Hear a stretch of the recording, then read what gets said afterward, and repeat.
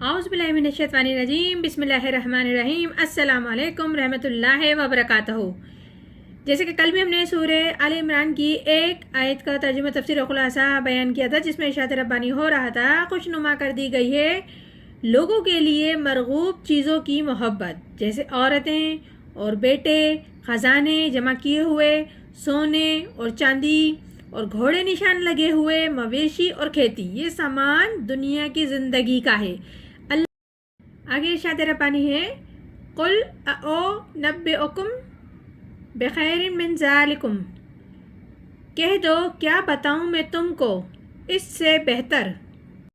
इस आयत में रब्बुल इज़्ज़त फरमा रहे हैं कि ए नबी कह दीजिए उन लोगों से कि मैं तुम्हें क्या बताऊं उन चीज़ों से बेहतर चीज़ कौन सी है। लिल्लज़ीना तक़ू इंदा रब्बिहिम जन्नात तजरी मिन तहतिहल अनहार खालिदीना फ़ीहा अज़वाजुन मुत्तहरातुन व रिज़वानुम मिनल्लाहि, परहेज़गारों के लिए है उनके रब के यहाँ बाग हैं जिनके नीचे नहरें जारी हैं, हमेशा रहेंगी, और उनमें वो औरतें हैं सुतरी हुई, और रज़ामंदी है अल्लाह की। इस आयत में बताया जा रहा है कि वो लोग जो अपने रब का तकवा इख्तियार करते हैं, और तकवा भी ये है कि अपनी नफ्स का जो भी हक है वो भी हक अदा करते हैं, उसे करने दो, लेकिन नाजायज़ रास्ते से नहीं। तुम्हारे पेट का जो हक है उसका भी हक अदा करो, लेकिन अक्ले हलाल से।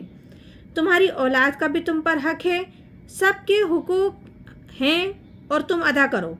तुम्हें अल्लाह के हक से किसी के भी हक को ऊपर नहीं लाना, बस ये है असल बात। तो फिर ऐसे लोगों के लिए ऐसे बागात हैं जो ये सब चीज़ें इख्तियार करते हैं, तो रब के इनामात हैं उनके लिए। ऐसे बागात हैं जिनके दामन में नदियाँ बहती होंगी और जिनमें वो हमेशा रहेंगे, और बड़ी पाक औरतें हैं उनके लिए, और अल्लाह की रज़ा भी होगी जो सबसे बड़ी शे है। यकीनन वल्लाहु बसीरुल बिल इबाद, और अल्लाह निगाह रखे हुए है अपने बंदों पर। यानी कि अल्लाह बता रहे हैं कि अल्लाह अपने ऐसे बंदों पर निगाह रखे हुए है, अल्लाह देख रहा है अपने तमाम बंदों को। आगे इरशाद रब्बानी है, अल्लज़ीना यक़ूलूना रब्बना इन्ना आमन्ना फ़ग़फ़िर लना ज़ुनूबना वक़िना अज़ाबुन नार, और वो जो कहते हैं, ए हमारे रब, हम ईमान लाए सो बख्श दे हमको और हमारे गुनाह, और बचा हमको दोज़ख के अजाब से।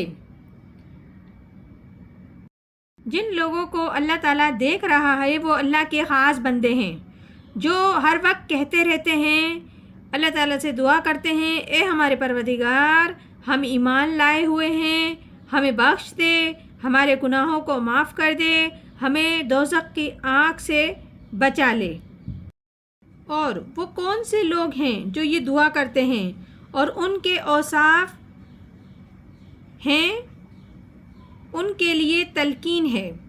अगर तुम अल्लाह से दुआ करना चाहते हो, अल्लाह ताला तुम्हारे गुनाह बख्श दे, आग के अजाब से बचा ले, तो तुम में भी ये औसाफ पैदा होने चाहिए। कौन से औसाफ?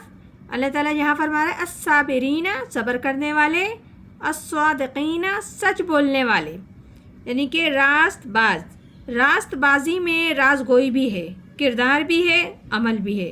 यानी कि आपका अमल भी सच्चा होना चाहिए, आपका कौल भी सच्चा होना चाहिए। और कौन से वो लोग हैं? वलकानितीना, हुक्म बजा लाने वाले, यानी कि रब्बुल इज़्ज़त की फरमाबरदारी करने वाले। जो भी रब्बुल इज़्ज़त हुक्म देता है उस पर फ़ौरन लब्बैक कह के और वो हुक्म को हर हाल में बजा लाते हैं।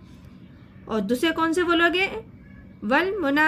मुनफ़िकीना, खर्च करने वाले, यानी कि अल्लाह की राह में खर्च करने वाले।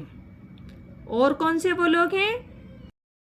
मुस्तग़फ़िरीना बिल अहसार, अपने गुनाहों को बख्शवाने वाले पिछली रात में।